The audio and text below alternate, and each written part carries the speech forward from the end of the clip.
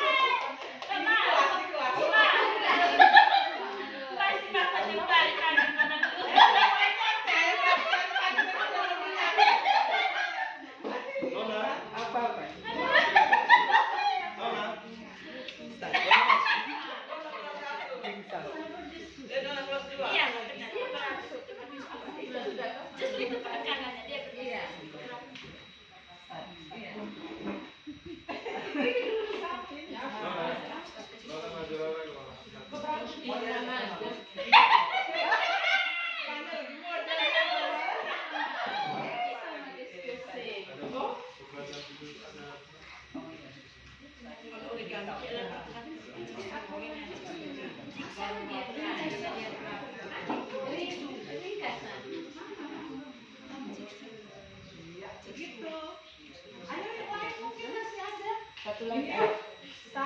Kakak Sensi, Cari pasangan dari tadi Ibu Sensi ada makan terus. Sensi ayah pemberat.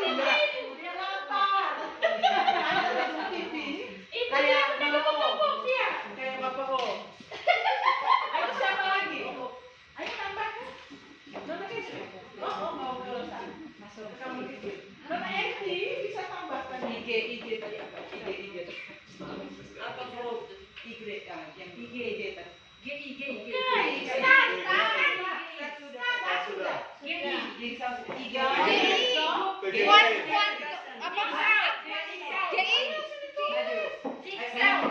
Jigsaw sudah ada yang start. Itu game turnamen. Bude tambah satu nih Bude, TGT. Start sudah. TPS.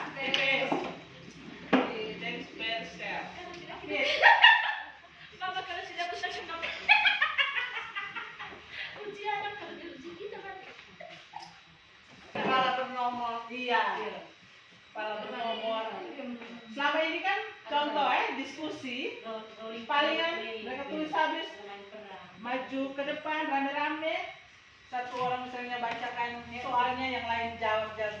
Coba pakai itu, kan menyenangkan. Sekali di bawah. Kepala bernomor, misalnya 1 2 3 4 1 2 3 4 1 2 3 4. Nomor 1, kerja nomor 1 2 3 4 1 yang ini pergi itu. Kelompok 2, mana kau punya satu ini kurang ini, tambahkan, mereka saling melengkapi. Atau tinggal 2 tamu, 2 di sini tinggal, 2 di sini keluar ke sana, pergi cocok sudah itu. Selama ini kan, kau jangan lihat memang saya punya. Nah, itu berarti apa? Kita menanamkan ego dalam diri anak berlebihan, sehingga sampai besar di tempat kerja juga dia mempertahankan egonya. Tapi kalau dari kecil dibiasakan seperti itu, mereka akan berbagi. Tidak hanya berbagi barang, tetapi berbagi keahlian, kan? Keterampilan yang mereka miliki. Jadi itu dia punya kelebihan dari pembelajaran kooperatif atau kooperatif learning. Terus CTL, yang nyata kan? Iya. Kita kaitkan kehidupan di masyarakat bagaimana, di sekolah bagaimana. Bisa mereka bermain peran. Tulis ini dengan maksud supaya mengingatkan kembali, ingatin dan kembali kita pulang. Kalau mau ini, kopi yang ini juga boleh, atau mau cari sendiri di apa namanya? Google juga boleh kan? Jadi apa kita guru tidak boleh kehabisan strategi atau metode. Ih, mamanya ini nakal sekali, saya tidak bisa lagi. Tidak boleh katakan seperti itu. Cari sudah ini metode-metode yang mengapa saya tampilkan ini dengan maksud kita membuat perencanaan tadi itu masukkan sudah itu. Jadi jangan diskusi yang sama saja, tapi diskusi dengan berbagai macam variasi kan. Berikut mari kita dengarkan apa kata guru penggerak yang akan menggerakkan kita semua untuk bergerak lebih dasar lagi untuk mengembangkan potensi anak. Mari kita dengar. Halo. Iya. Penggerak PKK lagi. Penggerak PKK tinggal di mana? Penggerak PKK doang. Baik. Pergi foto dari atas. Baik, terima kasih atas kesempatan yang diberikan kepada saya. Di sana itu biar tenang. Sebelum kita mendalami sama materi tentang pembelajaran pendiferensiasi, kita ice breaking dulu ya. Semua berdiri. Saya tertarik di materi tentang literasi tadi, maka sekarang ice breakingnya adalah literasi untuk kelas 1 ya. Organ pencernaan atau peredaran darah semua lancar, mau atas bawah semua lancar. Terserah mau yang dominan di atas atau dominan di bawah terserah. Ya baik. Kita cari pasangan. Cari pasangan. Karena ini matematika dari pasangan. Dua. Ini matematika ya, matematika penjumlahan tambah 1 berapa? 2 toh? 2 tambah 2 berapa? Berapa begitu? Ketika 1 kita jabat tangan ya. Jabat tangan. Sudah? Jabat tangan. Lalu kalau tanda tambah, kita menggunakan tambah seperti ini ya. Sudah? Tanda tambah begini. Tanda tambah begini kak. Kita silang begini. Begini ya. Terus.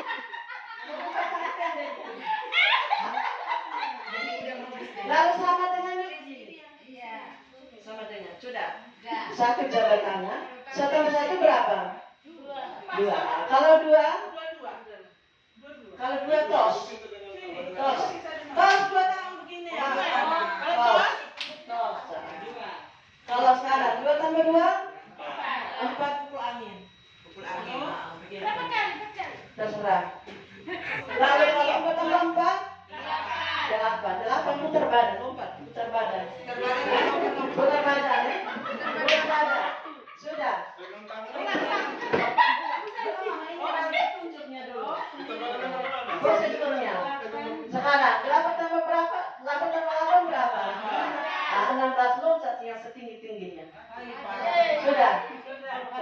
Sekarang langsung. Langsung. 1 ditambah 1. 1 bagaimana?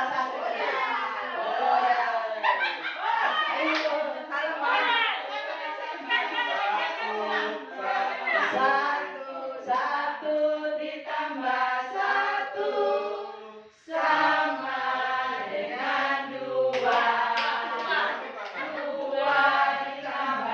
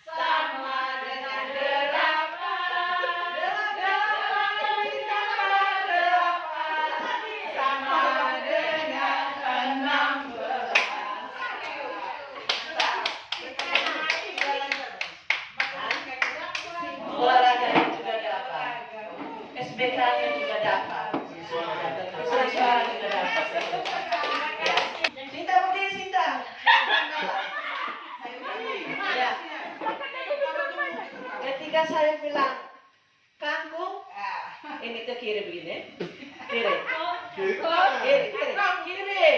Saya kiri, kamu kiri mana? Itu saya bilang kangkung Kalau rujak ke kanan. Di sana orang foto. Oh iya. Rujak ke kanan Sudah. Baru Kangkung, Kiri. rujak. Kanan. Kangkung, rujak. Rujak. Kangkung, rujak.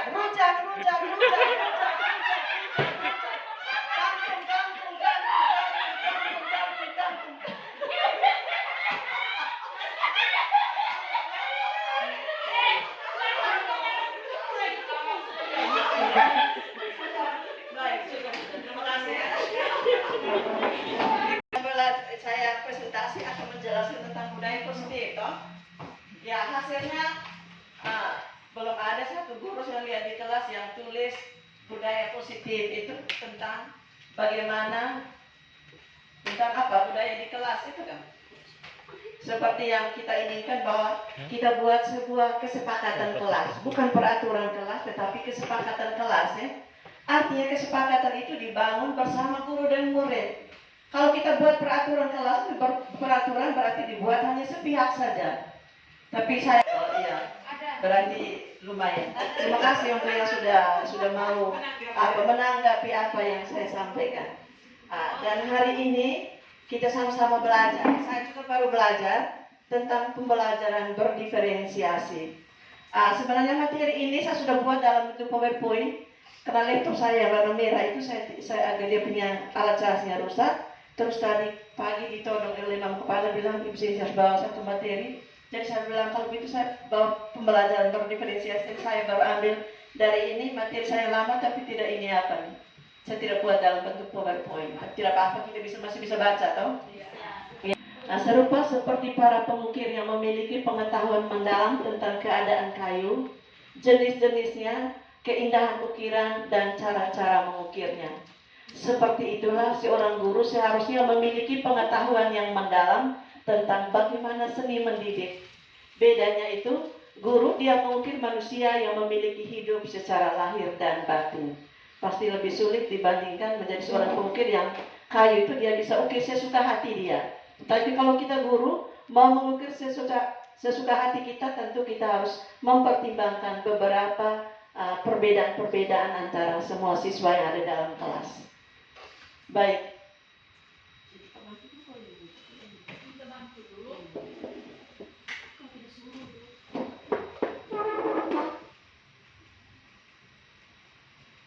Iya. Sekarang mungkin dalam suasana yang hening saya meminta kita semua untuk Ibu Lori jangan dulu tulis karena ini dalam bentuk sebuah permenungan, jadi guru harus betul-betul dia merenungkan. Iya, kita coba ingat kembali satu persatu murid di kelas kita. Bagaimanakah karakter setiap anak di dalam kelas kita? Tahukah kita apa kekuatan mereka? Bagaimana gaya belajar mereka? Apa minat mereka? Siapakah yang memiliki keterampilan menghitung yang paling baik di kelas kita? Siapa yang sebaliknya? Siapakah yang paling menyukai kegiatan kelompok? Siapakah yang justru selalu menghindar saat bekerja kelompok? Siapakah yang level membacanya paling tinggi? Siapakah murid yang masih perlu dibantu untuk meningkatkan keterampilan memahami bacaan mereka? Siapakah yang paling senang menulis? Siapakah yang lebih senang berbicara? Ya, setiap harinya tanpa disadari, guru dihadapkan oleh keberagaman yang banyak sekali bentuknya. Mereka secara terus-menerus menghadapi tantangan yang beragam dan kerap kali harus melakukan dan memutuskan banyak hal dalam satuan waktu. Keterampilan inilah yang banyak tidak disadari oleh para guru, karena begitu naturalnya hal ini terjadi di kelas dan betapa terbiasanya guru menghadapi tantangan ini. Berbagai usaha mereka lakukan yang tentu saja tujuannya adalah untuk memastikan setiap murid di kelas mereka sukses dalam proses pembelajarannya. Nah, ini sebuah refleksi sebelum kita masuk ke materi inti. Ibu Rensiana adalah seorang guru kelas 3 SD dengan jumlah muridnya 32 siswa. Di antara 32 siswa di kelas tersebut, Bu Rensiana memperhatikan bahwa 3 murid ini selalu selesai lebih dahulu saat diberikan tugas menyelesaikan soal-soal perkalian. Karena dia tidak ingin ketiga anak ini tidak ada pekerjaan dan malah mengganggu murid lainnya, akhirnya ia berinisiatif untuk menyiapkan lembar kerja tambahan untuk 3 anak tersebut. Jadi jika anak-anak lain mengerjakan 15 soal perkalian, maka 3 anak tersebut Bu Rensiana menyiapkan 25 soal perkalian. Berdasarkan ilustrasi di atas, coba Bapak Ibu sama-sama kita menjawab pertanyaan-pertanyaan berikut ini. Menurut kita, apakah strategi yang dilakukan oleh Ibu Rensiana ini tepat? Jika ya, mengapa? Jika tidak, mengapa? Yang kedua, jika kamu adalah Ibu Rensiana, apakah yang akan kamu lakukan? Jelaskan mengapa kamu melakukan hal tersebut. Ya, Ibu Flori silakan. Saya setuju dengan Ibu Rensi karena di sini dia menerapkan pembelajaran diferensiasi. Cuma yang saya kurang setujunya karena soal untuk mereka 3 itu terlalu berlebihan. Seharusnya kalau untuk yang siswa biasa 5, berarti untuk siswa berikutnya 10. Jangan kasih 25. Karena itu melampaui kemampuan anak. Secara psikis menurut saya, pas dia dirasa bahwa ini seperti menghukum, bukan memperkaya. Karena bebannya diperberat, menurut saya. Ada yang lain? Ibu Eni? Dia tahu rujak kangkung sih. Ya, baik. Jadi, mungkin ada yang mau jawab, Ibu Yus? Ibu Yustin? Pas.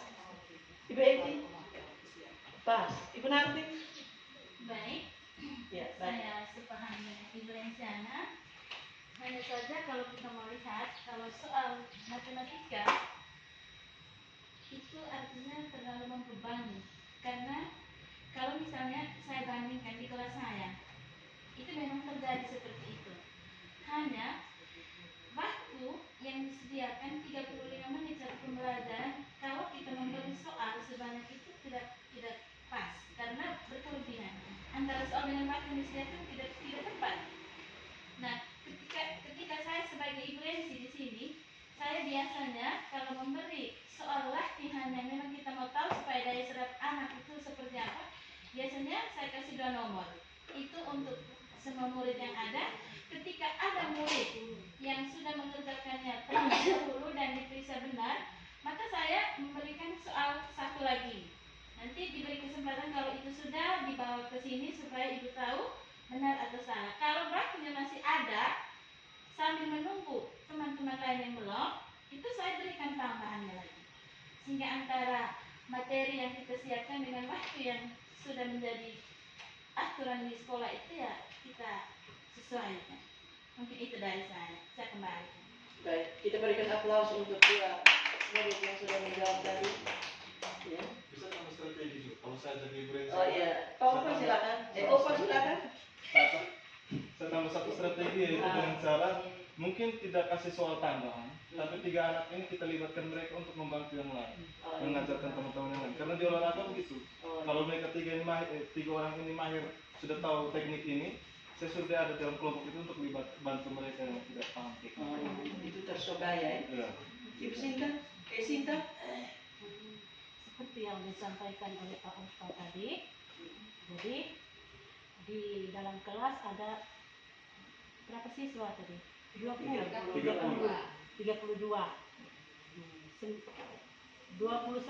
yang belum bisa, 3-nya itu yang sering menonjol, maksudnya pekerjaannya itu cepat selesai.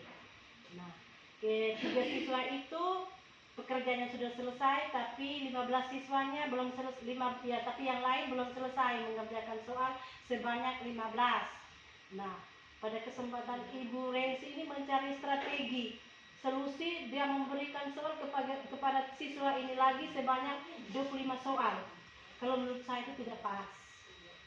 Kenapa? Berarti membebani lagi ketiga anak tersebut. Berarti dia sudah bisa dan dia harus dipaksakan dia untuk belajar dan belajar terus. Padahal dia sudah punya kemampuan lebih. Sebaiknya Ibu Rensi memutuskan ketiga anak ini untuk membantu mendampingi siswa-siswa dari teman-temannya sebanyak 29 orang tadi untuk menyelesaikan soalnya masing-masing agar bisa tercapai dengan tepat dan benar. Jadi jawaban saya sama persis dengan Pak Uta. Baik, terima kasih. Baik, untuk menjawab pertanyaan-pertanyaan ilustrasi tadi kita dengar sama-sama penjelasan berikut ini. Dan iya, apa itu pembelajaran berdiferensiasi? Pembelajaran berdiferensiasi adalah usaha untuk menyesuaikan proses pembelajaran di kelas untuk memenuhi kebutuhan belajar individu setiap murid. Namun demikian, pembelajaran berdiferensiasi bukanlah berarti bahwa guru harus mengajar dengan 32 cara yang berbeda untuk mengajar 32 orang murid. Bukan pula berarti bahwa guru harus memperbanyak jumlah soal supaya untuk murid yang cepat bekerja dibandingkan dengan yang lain. Pembelajaran berdiferensiasi juga bukan berarti guru harus mengelompokkan yang pintar dengan yang pintar, yang kurang dengan yang kurang, bukan pula memberikan tugas yang berbeda untuk setiap anak. Pembelajaran berdiferensiasi bukanlah sebuah proses pembelajaran yang semrawut atau coach, yang gurunya nanti kemudian harus membuat beberapa perencanaan pembelajaran sekaligus, di mana guru harus berlari ke sana kemari untuk membantu si A, si B atau si C dalam waktu yang bersamaan. Bukan. Guru tentunya bukanlah malaikat bersayap atau Superman yang bisa ke sana kemari untuk berada di tempat yang berbeda-beda dalam satuan waktu dalam memecahkan semua permasalahan. Pengertian pembelajaran berdiferensiasi sebenarnya adalah serangkaian keputusan yang masuk akal yang dibuat oleh guru yang berorientasi pada kebutuhan murid.